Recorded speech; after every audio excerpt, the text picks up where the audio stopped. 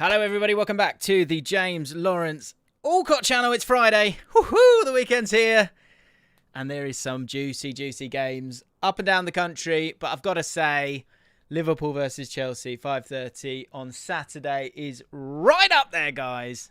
I'm actually really excited about this one because, look, football's about competition. And these two, we don't know the truth, do we? We really don't know the truth. In this video, we're going to look at Liverpool's stats so far, Chelsea's stats so far. We're going to have a look at the big battles. 3 battles for me that I think are going to be crucial. Of course, Romelu Lukaku against Virgil van Dijk, although there might be some twists in that one. Havertz versus Trent, and that's even if Havertz plays. And Jota versus Jorginho, again, if he plays. We'll also have a look at bits and pieces like this. We'll have a look at the average positions a little bit later on. And loads more. I've even got the iPad out. So get involved, guys. Get involved in the chat. Right at the end of everything that I've got to say, I want to answer some of your questions. So get your questions in along the way. We'll have a chat and just really pick the bones of this game because I think it's a really interesting one. Really interesting one. Whilst you're here, if you've just made your way in, please do consider subscribing to the channel and liking the video. It massively helps the videos. I can't state that enough. And subscribing is obviously it makes my day, basically. If you want to be nice, considering it's the weekend, then do consider doing that for me. Let's dive into this because this game is up for grabs. And I've got to be honest, there's a lot of moves being made between now and the end of the transfer window.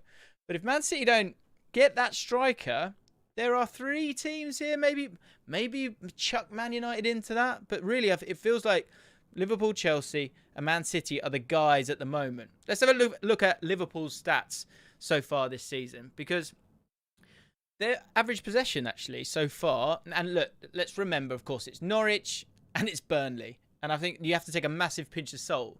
But you've got to give credit where it's due as well. And I think with Liverpool, they've generally played okay. Average possession, 58.5%. Over the last 4 seasons, it's normally around 60%. So just underneath. Of course, we've only played 2 games. So that's interesting. In terms of their XG, which I think was a real problem last year, weren't scoring their chances. And a big reason for that, I feel, was not having Virgil van Dijk, the centre-backs, not being able to push up the pitch, Henderson as well. But this year, incredibly satisfying for people that love their XG. The XG is 5. They've only gone and scored 5 goals. Lovely. Really lovely to see. That's according to FB Ref, and it's the highest in the league. But again, caveat comes from those 2 games. And in terms of their attacking reputation, in terms of passes into the penalty area, they're looking pretty strong there as well. It's only second to Man City. You've got 104. They've touches, in the penalty area. Liverpool, they've got 97. So they're looking good so far. I don't think you could have asked for much more. I mean, that virtue of having Virgil van Dijk back is huge for them. And it just pushes up the play. And that's probably why the possession is a tiny bit lower, even against those weaker sides. But what's really great with Liverpool is the recoveries. The recoveries so far this season have been really good. The second in the league for most recoveries with 171. So that's loose ball recoveries. So when the ball's there to be won, Liverpool are winning in these first couple of games, which is good. Chelsea, interestingly, are second bottom with 114. And that's because there is going to be a real clash of styles here. And this is what I'm really excited about with this game, is that clash of styles. Because Chelsea have been incredibly suave in how they've played, right? And their pressing has been very intelligent, but they've kind of, Liverpool go and they look to be very Germanic. They're kind of efficient with how they play. They move the ball quickly. That's how Klopp likes to play, to create opportunities. Chelsea have been much happier to kind of keep on the ball. But what's interesting, in these 2 games, they've both scored, both won both games, both yet to concede, both scored 5 goals apiece. So these are 2 good, really good sides, right? Let's have a look at Chelsea. Chelsea, in terms of their stats, it's about how composed. I think that's the big thing with Chelsea that I've been really impressed with so far. Leading the way when it comes to passes completed and passes attempted. Only one of 2 teams, it's them and Man City again, who've broken that 1,000 pass barrier in the 2 matches so far. They got 1,234. Man City 1,171. And also they got 94% pass completion, which is 1.8% more than any other team, which is quite big when it comes to sort of the passing stats for them to be that far ahead. Also, they haven't got a single player who's had a booking yet this season. Not a single player. Really have controlled the games that they've played. That said, the Arsenal performance, and I did a video at the start of the week where we broke down that Arsenal-Chelsea game, so go check that out after this, and I'll be doing another one next Monday. We're going to look to try, it's called The Fallout. We're looking to do The Fallout every single Monday, reviewing some of the games in a similar style to this, having a look at the tactics and heat maps and all that kind of stuff. But the Arsenal game, what was interesting to me was the fact that Arsenal made 312 pressures, which, I mean, Liverpool in their game, they only made 303. So we think of Liverpool as that team that pressures. Arsenal were trying to pressure, but it's a thinking man's game, pressing. And you've got to go and do it as a team. Or if you're not going to do it as a team, you need to do it very, very effectively with the few players that you are going to use. To be honest, I mean, that doesn't even make sense, really. Beat down, you've got to all do it as a team. But Arsenal's pressures versus Chelsea, what you can see is that you find that Arsenal made 202 total pressures. Sorry, I've got this right, yeah. But Kieran Tierney made 9. Saka made 4 on that left-hand side. So only 13 combined during the match. So again, there was an element of pressure on Chelsea, but when we were all watching the game, we were all thinking, hang on, this seems really easy for Jorginho. And that was because they were able to create an overload on the left-hand side of the pitch, which we're going to dive into in a second. But it wasn't smart pressure from Arsenal. With Liverpool, we know that the pressure will be smart. And it's going to be interesting to see how a couple of changes in personnel, maybe for both teams, could affect that. The final thing I wanted to talk about, when it comes to Chelsea's attack, and it's about Lukaku, isn't it? So Lukaku, even after one game, his XG was 1.5 against Arsenal. That's equal or more than Leicester City, Southampton, Norwich, and Crystal Palace last week. Like the entire teams. So his XG alone, after one match, accounts for 39% of Chelsea's XG. So what this kind of leads me to thinking, and this is maybe something that's going to drive me down that road when it comes to FPL, is that Lukaku, scored 35 goal contributions last year, 24 goals, 11 assists for Inter. So he was involved in 39% of their goals last season. I think what we can see is probably going to happen with Lukaku, who is able to stay fit as well, is that he's going to score about 40% of the goals for Chelsea this season. He really is. And so going into this game, we move on to the key battles. And the key battles, of course, number one has to be Virgil van Dijk versus Lukaku. Look, got the iPad out. Hang on. So key battles. Here we go. Diving into it now. Look how bad my handwriting is. It is shambolic. So what I want to dive into here is what are Liverpool and Chelsea going to do here? Both very tactically astute. I feel like they've got more strings to their bow, Liverpool, tactically this year, with the depth that they've got. I had a look at the bench, and I've been honest in this and saying at times I'm not sure they've got the total depth. But actually, when I looked at the bench last week, I was like, hang on a minute. As long as they don't have terrible injuries, they've got a real shot. They do have a real shot. And I think none of us gave them credit for that. But this is the game. This is the game, guys, where we see. Because Chelsea are on an upward trajectory. They've got incredible hunger, I think, to go and win that Premier League title. It's a really good moment for them, right? But Liverpool, we've got to be careful about how we look at them. Right, here's 2 heat maps here. And this is what I wanted to kind of focus on initially. So this is Matip and Virgil van Dijk. Matip's here. And Virgil is here. And this is the game against Burnley. So what's interesting here, when we look at the key battle between Romelu Lukaku and Virgil van Dijk, is the fact that, of course, Virgil is always on that left-hand side. And if we zoom right in, Matip is always on that right-hand side, right? Let's move it up a little bit. There we go. But what was interesting, and I don't think we've seen this before, and Liverpool fans, you're going to need to help me here. You're going to need to help me with this one. Because what on earth is this? What is going on here? This looks like, to me, like they swapped. Maybe that was briefly just to kind of regroup. I don't know. But it is interesting to see that. So I think Peter Crouch said it. So Peter Crouch said this idea that when you're playing against centre-backs, you consider one of them a buffalo and one of them a gazelle. and you go and sit on the Buffalo. So with Lukaku, if you're making a choice out of Virgil, Van Dijk and Matip, who are likely to be the centre-backs, then I would say the Gazelle's Virgil. I'll be honest. And if you've got a better description for Matip, then let me know. But if they have even briefly swapped here, just to kind of see, I wonder if that might be something. It's just something to keep an eye out. Might be completely wrong. So people saying wasn't tactical. It was recovery between transitions. Okay. So if that is the case, then fine. So if that is the case, you would imagine from the average positions, and let's have a look at that because we're going to come back to these average positions. Lukaku's average position last week and Van Dijk's average position last week, they are right up against each other, which is interesting. Okay? Coming back to it, let's have a look at Lukaku now. So this is Lukaku. Yeah. This is Lukaku's heat map, right? Against Arsenal. Here. I'll just put Rom. You know which one I'm talking about. What's interesting here is he went and bullied the Buffalo last week, didn't he? Pablo Mari. So he came and sat here. But otherwise, if you see how, look, if I zoom right in, you can see that on the right-hand side, when there's a lot more space, quick interplay, and all that space that seemed to be there on that right-hand side. And also, we know this from Lukaku that he likes to go down that right-hand side. Yeah, instead of a lot of players who like to start on the left-hand side, then move into that space. If you remember Henry, Lukaku, when he's going to drive, he'll often do it on the other side. And you saw him get on the ball a lot, as you can see, like through all these little dots here, right? And if you draw a line down the middle, let's zoom it out. What you can see there is that if you look on this side of the pitch, very still in what he's doing. He's going to be holding up the play. And so he'll probably, if he goes and does that, he'll sit on Matip. Not literally, that'd be ridiculous.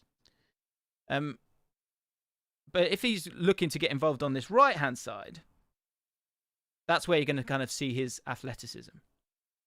And so this sort of battle between Virgil van Dijk and Lukaku, I don't truly sort of see it as that. Do you know what I mean? Because I don't think they're really going to have that much interaction with each other. It's actually going to be Matip who's going to be up against him when he's got his back to goal.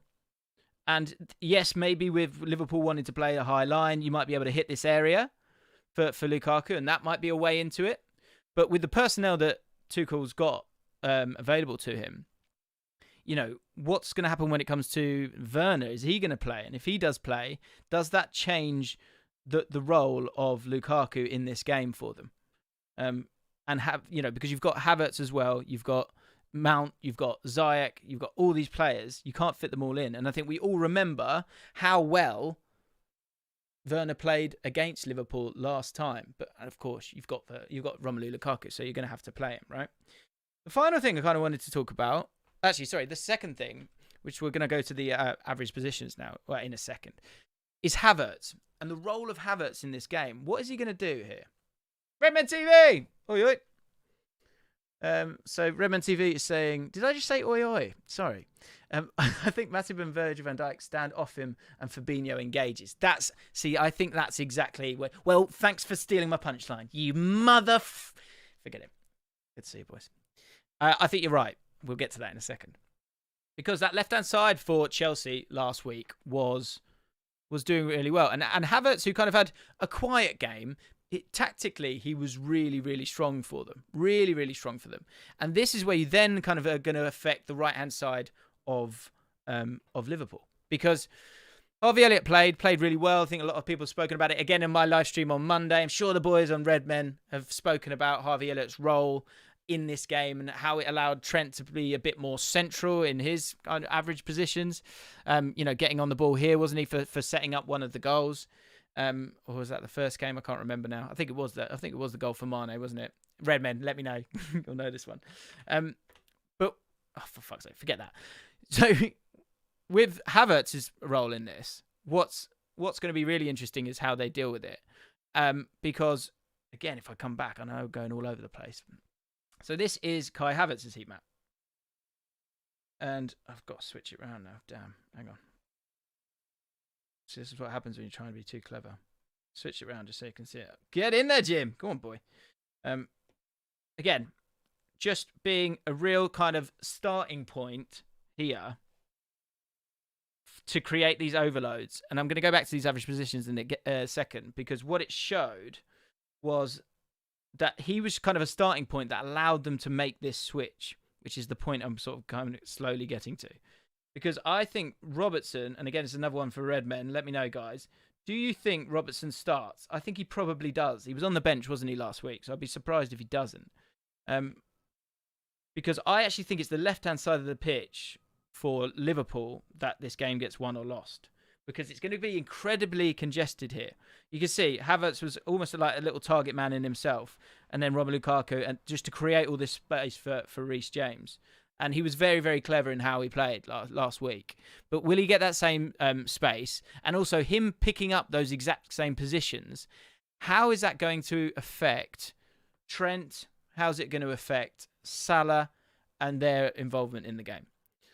Because him being in this awkward position here, and I think this, like we were saying, I think you're right. Fabinho comes in here. I think Harvey Elliott will move out. And I think Henderson will come over to this right-hand side to sort of deal with all of this. Because his understanding of how to press, when to press, is just so, so good. And I think also the final thing that's, again, really important with these average positions, you've got to kind of almost be careful with it, is the fact that Liverpool will look to press in the opposition's half, won't they? They're not going to press too much here. They're going to look to do it in the opposition half. So these average positions, we've got to kind of take it with a pinch of salt. What I do expect, though, is because of Alonso, because of the fear with Salah, and because of Havertz, if he does play, being in this area here. And last week, that's the other thing to see. If you can kind of focus on the Chelsea players for a second, you could see that these three had a little triangle between them where they were then able to then spread the ball out to Reece James. I've got Robertson here. This was Simicast, obviously. But I think Robertson comes in. What number is Robertson? Got that wrong as well. See what happens when I try and do it quickly. So Trent, I just expect will get himself a lot wider than he was able to last week, because Henderson's never going to come over here and fill that space like Harvey Elliott will. So that means that Trent comes here, and that means that Salah can go and get involved a little bit more. One person I do want to highlight as well, Rudiger. No one got at Rudiger last week at all.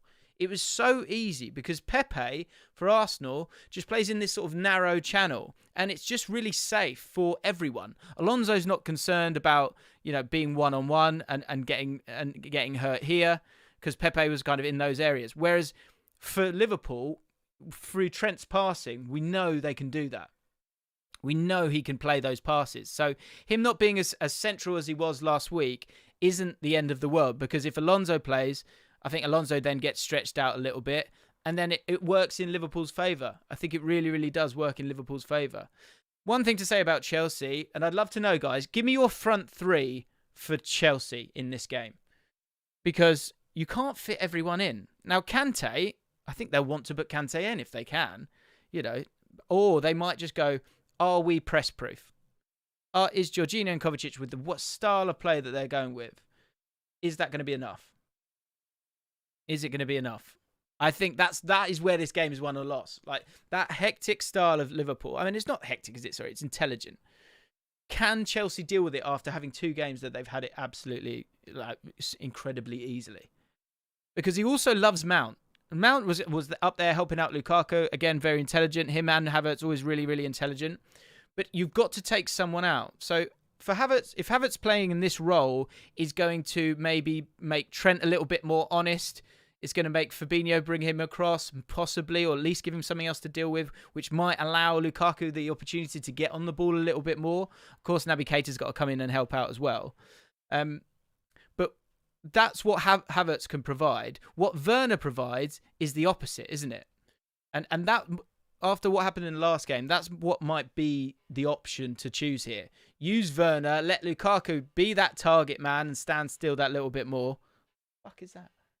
Sorry, someone's banging for some reason. Can you hear it? And retain Mount, because he loves Mount. He does love Mount. So what might happen here is Havertz comes out. We've also got Dijk, who could get involved as well, which would be interesting. Play Werner and work this channel and play this direct style of football that they really did, didn't they, in that game where they beat them? Constantly, looking to play this pass, looking to play this pass constantly. So Werner has a real part to play. it could be one of those where you start with Werner, you look to drop back this back line of Liverpool, and then in the second half, you take off Werner, you say to him, give me 60 minutes, work your nuts off, we're going to be direct and try and get you in. And then in the second half, you bring on someone like Havertz, where the game's opened up, you've got those little areas that you can play in. For Liverpool, I think they've got to revert to type. Massive game for Keita. Massive game for Keita for me. Because we're waiting. We're still waiting. I think he'll probably start. But he's got to show something. And he's got to be intelligent with both of his passing, but also in terms of being that box-to-box midfielder for the team. Because Henderson's going to be focusing on covering for Trent. Yes, of course, he'll get into these areas at times, but really that's not his job. Keita, it's his job to really affect the game, and he's not really done it as of yet. Another interesting one, will they swap this around? You never know. They might put James here just for that little bit of added pace. I'll be surprised. I don't think it will happen. But I think this left-hand side, that's where the game gets won for Liverpool, because I think there could be a lot of space for them. And I think it could be really congested if they play Havertz here. There's so many questions here. It really depends on the personnel. I'd love to get your questions and what you think on this one. Final thing from me, final key battle. I think Jota does start. Someone just saying that in the chat. I think Jota starts. This is his average position. And last week, Jorginho literally just walked around, trotted about. It was so easy for him. It was amazing. Whereas Jota, in terms of his pressures, he had 16 pressures, which is 7 more than Salah and double the amount of Mane. So that will be his role. He can play that role. I think some people think he's just a winger. He's not. He's really not. He can play this role. He's a Raumdeuter. He is. He's smart. I would play Jota for the fact that I think with him, that counter-attack, if you are able to squeeze the play and sneak it off Jorginho, I think him then breaking with his speed is a really interesting asset. Really, really interesting asset for them. I think Kante is an interesting one as well. Will he play? Does he come in for Kovacic? And if so, does that change Jorginho's role? Does Jorginho come over to this side and Kante works this area here? Or do you just let Kante deal with all of this, all of the sort of congested area of Henderson and all those different players as well?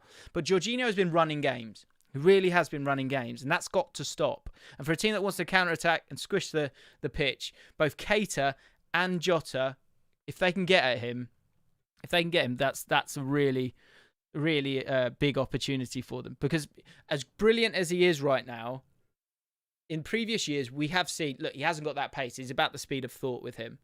So it's such a clash of two styles. It is such a clash of two styles here.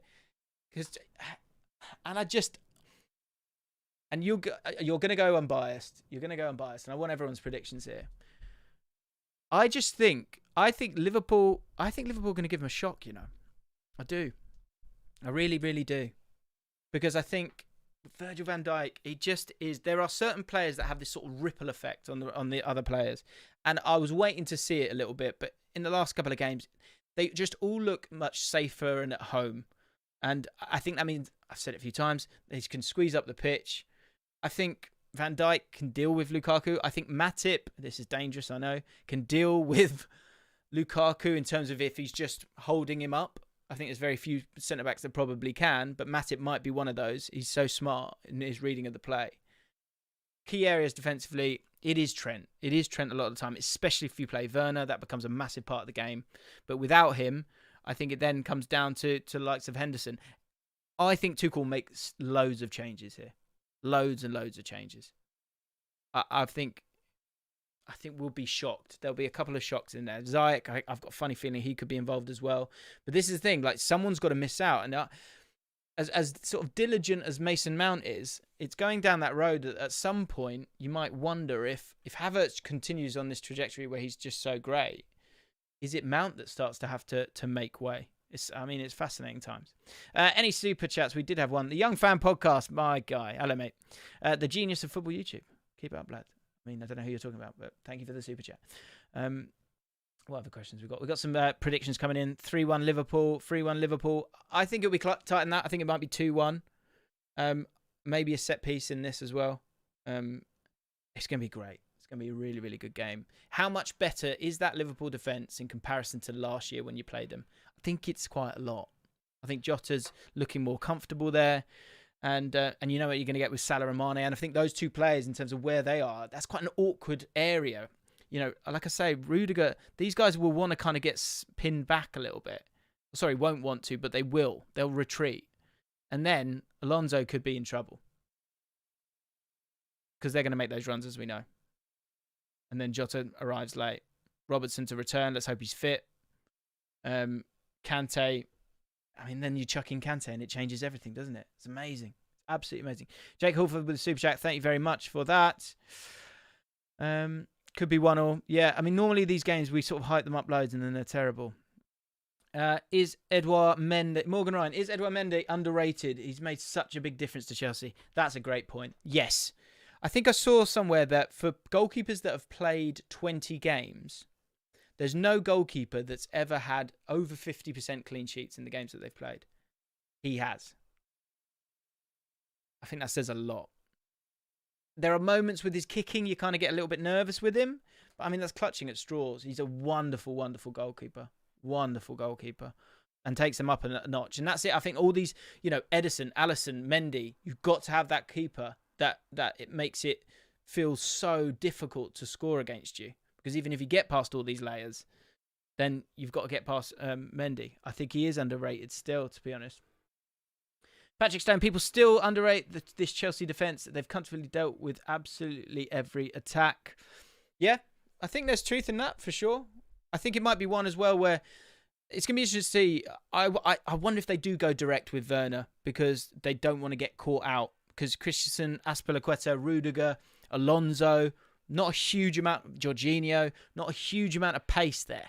Not a huge amount of pace there. So I think that's why they have to be that bit clever, that bit cuter. But what's going to be interesting is that Liverpool don't play like Man City, where you've got time to get back because they play this possession-based football. They're going to go.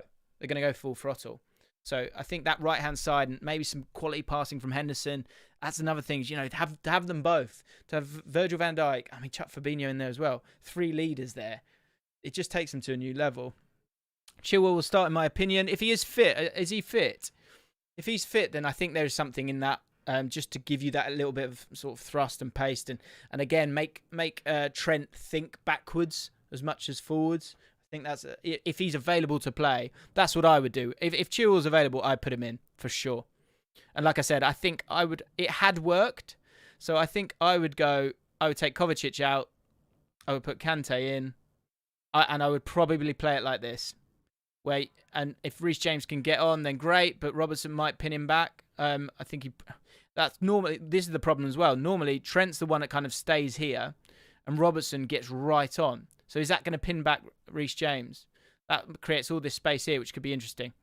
But I think he'll start like this for 60 minutes. And then he takes off Werner. And then I think he'll put on Havertz and change it that way. Just to keep Trent honest, like I said. Okay. Right, guys. I hope you've enjoyed it. I have. Monday. The Fallout. Looking at a lot of the Premier League games, all the big ones. We'll be talking about and reviewing this one, breaking it down, having a look at it. So join me for that. If you haven't subscribed to the channel, please do consider doing so right now. And on your way out, if you're feeling kind as it's the weekend, please do consider liking the stream. It massively, massively helps. I've got 1,233 people watching right now. So if we could get to 1,000 likes, I mean, it's a massive ask, but if you're feeling generous, please do consider doing so. Right, guys, I'll be back next week. Transfer deadline day. It's going to be a hectic week next week on the channel. So keep it locked. Have a great weekend. I'll see you soon.